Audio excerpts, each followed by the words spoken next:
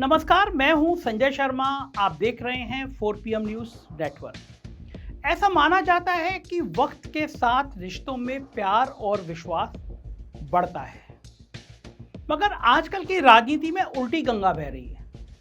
नरेंद्र मोदी जी पिछले 11 सालों से देश के प्रधानमंत्री हैं। जैसे जैसे वक्त गुजर रहा है, मोदी जी अपनी विश्वसनीयता, अपनी साख खत्म करते जा रहे हैं, खोते जा रहे हैं। क्योंकि आखिर कब तक देश की जनता बस झूठे वादों और जुमलों पर भरोसा करती रहे। मोदी जी से उठते विश्वास के पीछे खास कारणों का एक पैटर्न है। आज की वीडियो में ऐसे 10 बड़े कारण मैं आपको गिनाऊंगा जिसकी वजह से मोदी जी अपनी साख खो रहे हैं। नंबर 1, टाइमलाइन आगे बढ़ा देना। दोस्तों, आपने कभी किसी को पैसा उधार दिया हो तो ये बात आप जरूर समझ जाएंगे। उधार मांगते हुए कोई ये नहीं कहता कि पता नहीं कब वापस दूंगा, बल्कि आपसे ये वादा किया जाता है कि बस 2 दिन में लौटा दूंगा।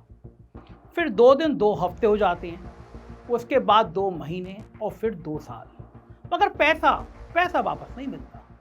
हर बार मिलती है बस एक तारीख, 20 मई को दे दूंगा, 30 अगस्त को दे दूंगा। कुल मिलाकर तारीख पर तारीख। ऐसी कोई मोदी जी पिछले 11 सालों से देश की जनता के साथ कर रहे हैं, तारीख पर तारीख।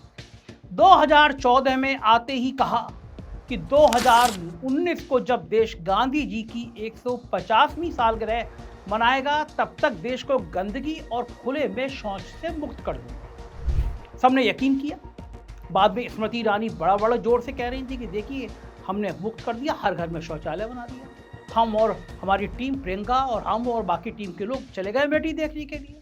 वो वीडियो हमारे टाइमलाइन पे पड़ा हुआ है। अमेठी के कई गांव में दौरा किया हमने। शौचालय बने थे, जर्जर शौचालय थे या शौचालय थे। फिर 2019 आया और चला गया। और हुआ क्या? हर बड़े शहर में, जैसे मैंने आपको बताया शौचालय की बात, ऐसे ही हर बड़े शहर में कूड़े के पहाड़ बढ़ते चले गए। शौचालय कुछ जगह बने, मगर आज भी उतने नहीं बने कि सिर पर मैला उठाने वाली प्रथा तो कम से कम खत्म हो जाए। फिर एक दूसरा वादा किया, 2022 तक किसानों की आमदनी दुगनी कर दूंगा। लेकिन हुआ क्या? किसानों के दुख और तकलीफ दुगनी कर दी। उनके हक की लड़ाई को दिल्ली बॉर्डर से आगे ही नहीं आने दिया, दिल्ली बॉर्डर तक भी नहीं आने दिया। हरियाणा में रोक लिया गया। किसानों को खालिस्तानी और उनका साथ देने वालों को परजीवी और आंदोलनजीवी बोला गया। 2025 तक देश की अर्थव्यवस्था को $5 ट्रिलियन तक ले जाने का वादा किया। लेकिन अब 2025 में फिर से हमें क्या दिया जा रहा है? एक नई तारीख मिलती रही है, लेकिन इंसाफ नहीं मिला मिलाड। मगर अब मोदी जी सयाने हो गए हैं। देश की आम जनता सनी देओल की तरह कहीं गुस्से से फट ना पड़े, इसलिए तारीख ही इतनी लंबी कर दी कि जब तक ना तो मोदी जी होंगे और ना ही उनसे कोई सवाल करेगा। अब कहा जा रहा है कि 2047 में जब भारत आज़ादी की 100वीं साल मनाएगा, तब तक भारत एक विकसित देश बन जाएगा। मैं भी नहीं होऊंगा और मेरे बहुत सारे दर्शक भी नहीं होंगे। यानी टाइमलाइन को इतना आगे बढ़ा दो कि वादा करने का क्रेडिट तो लो, मगर वादा पूरा करने की जिम्मेदारी से बच जाओ। मैं भी ऊपर होऊंगा और मोदी जी भी ऊपर होंगे, लेकिन ना, क्योंकि ना तो वो वक्त आएगा और ना सवाल उठेंगे। हालांकि सवाल तो अभी तक भी बहुत हैं जिन्हें उठाया जाना है, लेकिन टीवी की मीडिया तो मोदी जी की गोदी में जा बैठी है, गोदी मीडिया बन रही है। अब आते हैं कारण नंबर 2 पर, जो है मीडिया का पतन। पत्रकारिता को प्रजातंत्र का चौथा स्तंभ कहा जाता है। पत्रकार का काम होता है कि सरकार से जनता के सवाल पूछना, लेकिन मोदी काल में खासकर टीवी पत्रकारिता का ऐसा पतन हुआ कि उसे गोदी मीडिया कहा जाने लगा। आज प्रेस की आज़ादी के हिसाब से हम 180 देशों में 161वें स्थान पर हैं। देख रहे हैं आप क्या हाल हो गया है। ये मीडिया मोदी से प्रेस कॉन्फ्रेंस की मांग नहीं करती, इंटरव्यू की मांग करती है। और उस इंटरव्यू में मोदी से ये नहीं पूछा जाता कि किसानों की आत्महत्या कब रुकेगी। वो पूछते हैं कि आप आम कैसे काट कर खाते हैं या फिर चूस कर खाते हैं। ये चाटुकार देश में बढ़ती महंगाई पर सवाल नहीं करते। मोदी बटुआ रखते हैं नहीं, ये इनका सवाल होता है। मोदी जी, मैं एक गंभीर प्रश्न पे आऊं उससे पहले एक सवाल आपसे जानना चाहता हूं, देश भी जानना चाहेगा। आप अपनी जेब में पर्स रखते हैं क्या? पर्स रखते हैं क्या, बटुआ जिसके अंदर पैसे होते हैं? जब मोदी जी ऐसी गलत बात कहते हैं कि बादलों में जहाज हो तो रडार नहीं पकड़ पाता, तब भी ये पत्रकार अपने सवालों के रडार से मोदी जी को तंग नहीं करती। मोदी जी की हवाई बातों पर बस मुस्कुरा देती। एक छोटे से कॉमेडियन के वल्गर चुटकुले पर ये कहते हैं, नेशन वॉन्ट्स टू नो ऐसा क्यों हुआ, मगर देश के प्रधानमंत्री की डिग्री आज तक सार्वजनिक क्यों नहीं हुई, ये इनके लिए कोई सवाल नहीं है। होगा भी कैसे?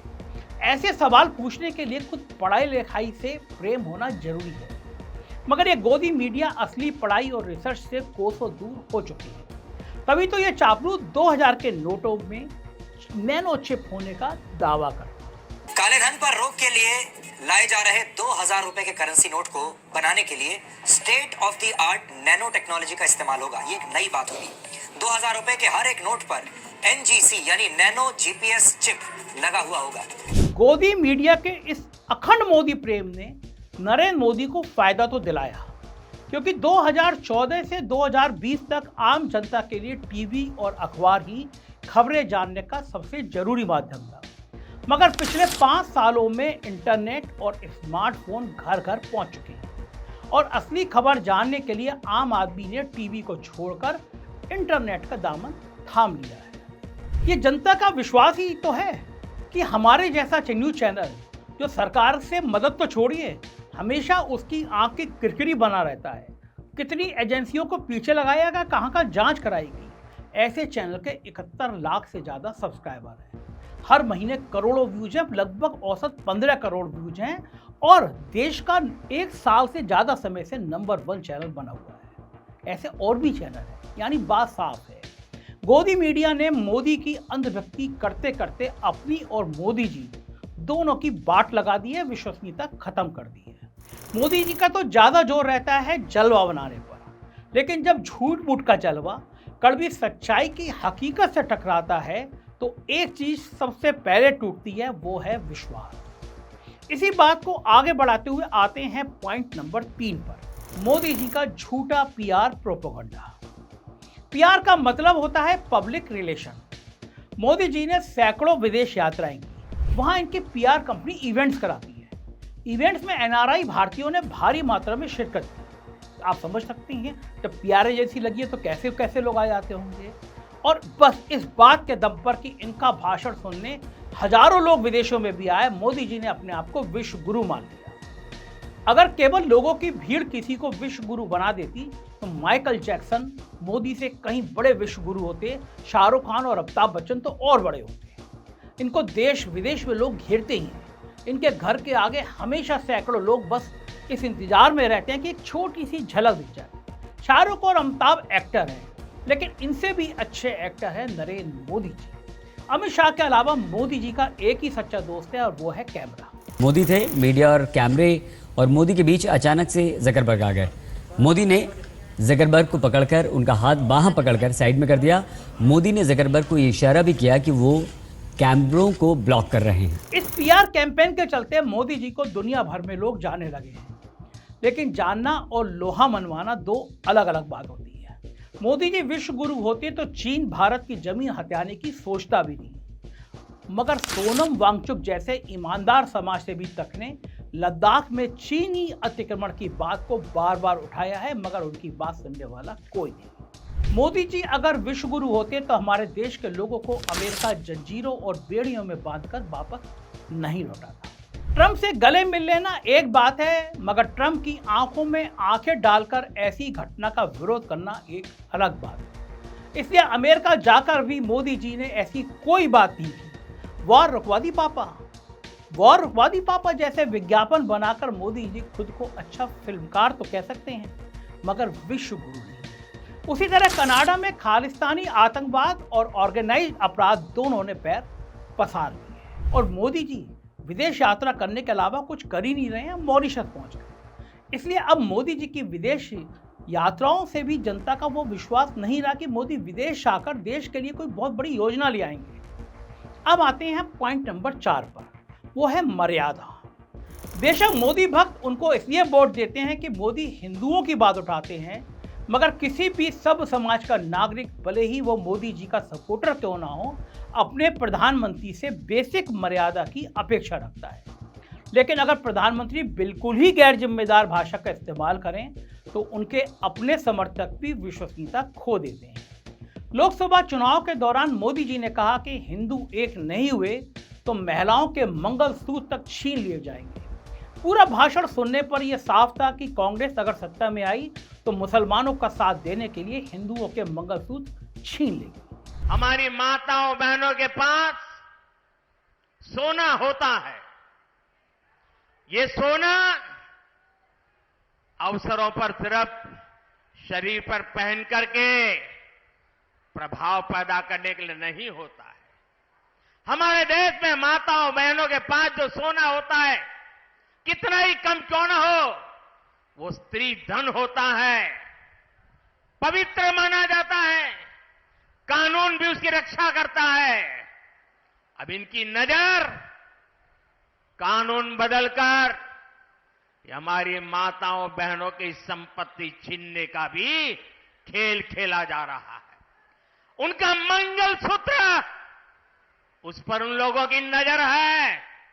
देश के 20 करोड़ जनता के लिए देश के प्रमुख से ऐसे शब्द बिल्कुल अच्छे नहीं लगते, मर्यादाहीन शब्द लगते हैं। मोदी जी को सोचना चाहिए कि भले वो मुसलमानों को पसंद ना करें, भले मुसलमान को वोट ना दें, मगर वो प्रधानमंत्री पूरे देश के हैं। देश का हर तबका उनके लिए बराबर होना चाहिए। मगर चुनाव जीतने की अंधी चाहत में मोदी जी कभी भी कहीं भी कुछ भी कह देते हैं। और ये मोदी जी के मुंह से निकले पहले नफरती शब्द नहीं हैं, ऐसा कई बार हुआ है। हाल फिलहाल में योगी जी ने जब कहा कि बटेंगे तो कटेंगे, तो मोदी ने इस बात को सुधारते हुए बस थोड़ी सी टोनी नीचे की।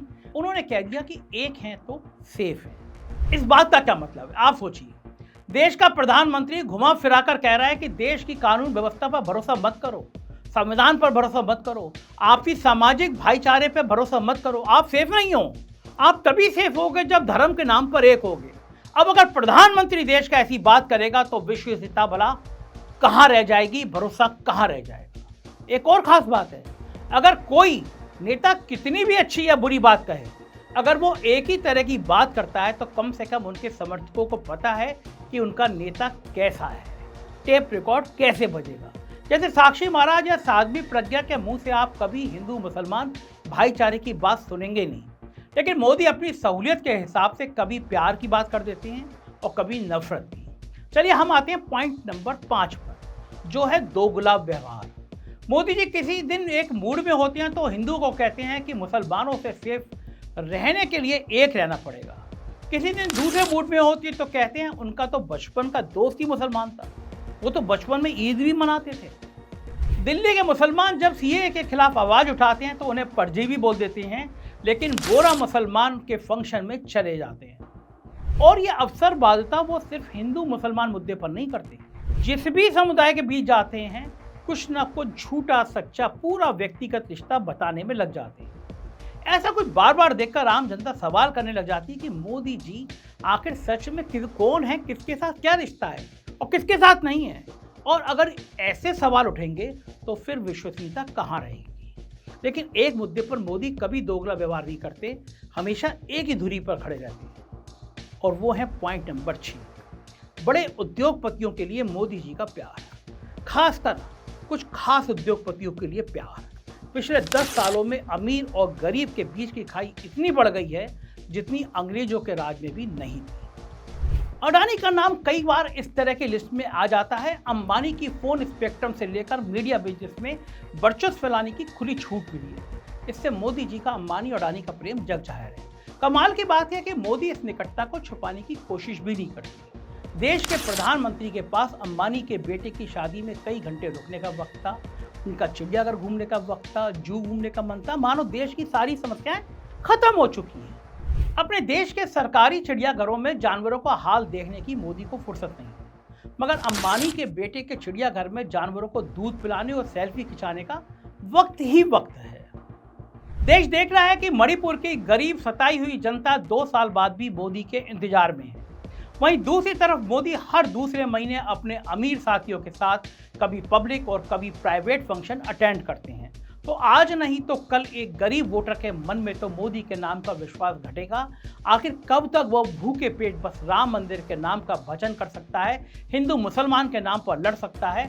आज तक तो मोदी जी अपने अकेलेपन को बहुत भुनाते रहे हैं। इनके समर्थक कहते हैं कि मोदी इनके अपने बाल बच्चे, अपना परिवार तो है नहीं, इसलिए वो जो भी करते हैं देश के लिए करते हैं। मगर वो भूल जाते हैं कि सत्ता में बने रहना पैसा कमाने से भी बड़ा नशा है, और सत्ता में बने रहने के लिए बेशक मोदी अपने किसी भाई भतीजे को राजनीति में ना लाते हों, मगर परिवारवाद से उन्हें कोई तकलीफ हो ऐसा नजर नहीं आता। तो पॉइंट नंबर 7 है परिवारवाद। मोदी के सबसे खास अमित शाह के बेटे जय शाह पहले भारतीय क्रिकेट बोर्ड के सेक्रेटरी बने और आजकल अंतर्राष्ट्रीय क्रिकेट बोर्ड के हेड है। मैं 36 साल की उम्र में पूरी दुनिया में हजारों करोड़ की क्रिकेट का कारोबार संभाल रहे हैं। एक आम विधायक या सांसद से कहीं ऊपर की ताकत रखते हैं, मंत्रियों से भी ज्यादा ताकत रखते हैं। और क्रिकेट जगत की ऊंचाई पर पहुंचने के लिए उन्होंने क्या किया? क्या कभी नेशनल क्रिकेट खेला? क्या कोई रिकॉर्ड बनाए? नहीं। क्या किसी बड़े कॉलेज से MBA जैसी कोई हाई फाई डिग्री ली है? वो भी नहीं। मगर जिस मुकाम पर लोग 30-35 साल के अनुभव के बाद पहुंचते हैं, ये उस उम्र में ही वहां पहुंच गए। कैसे? आप मुझसे बेहतर जानते हैं। मोदी के सबसे सीनियर मंत्री राजनाथ सिंह हैं। इनके बेटे पंकज सिंह नोएडा इलाके के विधायक हैं। उत्तर प्रदेश भाजपा में वाइस प्रेसिडेंट हैं। और आगे बढ़ते हैं। ब्रॉडकास्टिंग मिनिस्टर अनुराग सिंह ठाकुर भाजपा के पुराने वरिष्ठ नेता प्रेम कुमार धूमल के लड़के हैं, जो हिमाचल प्रदेश के मुख्यमंत्री रहे हैं।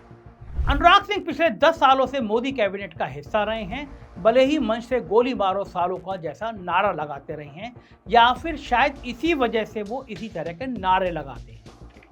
हाल ही में दिल्ली सरकार में मंत्री बने प्रवेश वर्मा भी पुराने मुख्यमंत्री और भाजपा नेता साहेब सिंह वर्मा के बेटे हैं। मतलब साफ है कि मोदी का अपना परिवार बेशक ना हो, मगर भाजपा में परिवारवाद किसी भी और पार्टी जितना ही है। इसलिए दूसरों पर उंगली उठाने का मोदी जी का तरीका अब अपनी विश्वसनीयता खो चुका है।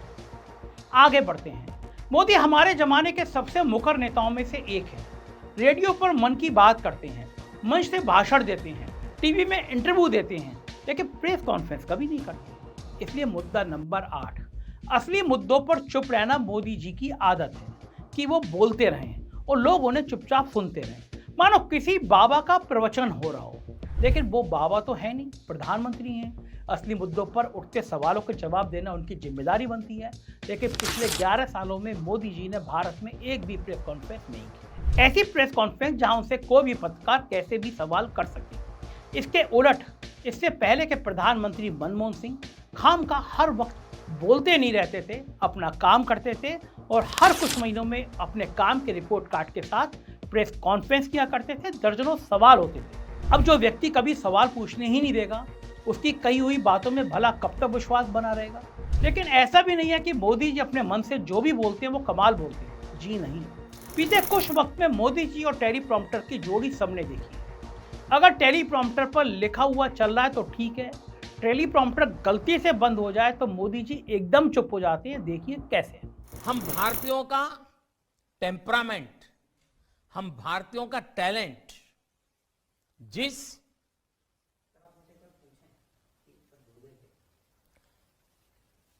और अगर टेलीप्रॉम्प्टर ना इस्तेमाल करें तो उलूल जलूल बातें करने लग जाते हैं, जैसे गणित के फार्मूले में अपना ही गणित घुसा देते हैं। A+B into bracket square. अब उसको जब खोलते थे तो कहते थे A² + 2AB + B²। और जब उसका रिजल्ट निकालते थे तो रिजल्ट आता है A² + 2AB + B²। ये एक्स्ट्रा 2AB मिलता है कि नहीं मिलता है? ऐसी हालत में मोदी लगातार अपनी वो इमेज भी खो रहे हैं जहां उनको अच्छे वक्ता के रूप में जाना जाता था। आखिर में मुद्दा नंबर 10 है देश की हालत। अगर देश का नेता व्यक्तिगत तौर पर पूरी तरह से सक्षम ना भी दिखाई दे, मगर देश ठीक चल रहा हो तो नेता पर सवाल उठाने वैसे भी लोग बंद कर देते हैं। मगर बस देश ठीक चलाने का दावा हो और हर तरफ त्राहिमाम हो तो विश्वसनीयता कहाँ रहेगी। नक्शे में ऊपर बैठा कश्मीर आज तक भी पूर्ण राज्य की दर्जा मांग रहा है। नीचे कन्याकुमारी यानी तमिलनाडु में हिंदी को तीसरी भाषा की तरह जबरदस्ती थोपने का मुद्दा गर्म है। साथ ही डेलिमिटेशन यानी जनसंख्या के आधार पर संसद सीट बांटने की नाराजगी भी बहुत है। पूर्व में मणिपुर अभी तक शांत नहीं हुआ है, वहां लगातार हिंसा हो रही है। इसके अलावा देश में आर्थिक मंदी चरम पर है, बेरोजगार दर दर घूम रहे हैं, बेरोजगारी रिकॉर्ड तोड़ रही है। मोदी और अमित शाह के कहने पर लाखों लोगों ने शेयर मार्केट और म्यूचुअल फंड में पैसे डाल दिए। मैं आपको एक और आंकड़ा देता हूं। यहां इस हॉल में ज्यादातर लोग ऐसे होंगे जो म्यूचुअल फंड में इन्वेस्ट करते होंगे। साल 2014 में देश में लोगों ने करीब 9 लाख करोड़ रुपए म्यूचुअल फंड में इन्वेस्ट कर रखे थे।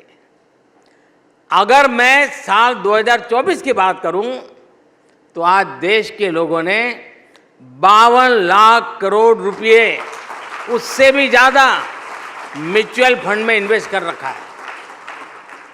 ये इसलिए हुआ है क्योंकि हर भारतीय को ये विश्वास है कि देश मजबूती से आगे बढ़ रहा है। और आज शेयर मार्केट का हाल तब क्या है हम सब जानते हैं। लोग सड़कों पर आ गए, तबाह हो गए। बीते सालों में नोटबंदी जैसे बेकार फैसले का नुकसान हम सब झेल चुके हैं। कोरोना काल में हजारों किलोमीटर पैदल चलने वाले मजदूरों की तस्वीर आज भी नजर के सामने आ जाती है। कुल मिलाकर जिस तरफ नजर जाती है कुछ ना कुछ गड़बड़ नजर आती है। सही बात है कि इतना बड़ा देश चलाना आसान नहीं है। कभी कुछ अच्छा होगा, कभी कुछ अच्छा नहीं होगा, मगर देश का प्रधानमंत्री ऐसे मुश्किल और जहरीले दौर को अमृतकाल बताता रहे तो फिर विश्वसनीयता कहीं नहीं रहेगी। अभी मोदी जी कम से कम अगले 4 साल तक तो प्रधानमंत्री हैं। अगर नीतीश और नायडू खेल न कर दें, उनसे अपेक्षा है कि अभी से चौथी बार प्रधानमंत्री बनने का सपना भूलने की बजाय अपने कार्यकाल पर ध्यान दें। बहुत कुछ ऐसा है जो ठीक नहीं है और होना चाहिए। आप मेरी बात से कितना सहमत हैं जरूर बताइएगा। चैनल को सब्सक्राइब और ज्वाइन करिएगा। मुझे आपकी राय का इंतजार रहेगा। शुक्रिया, थैंक यू।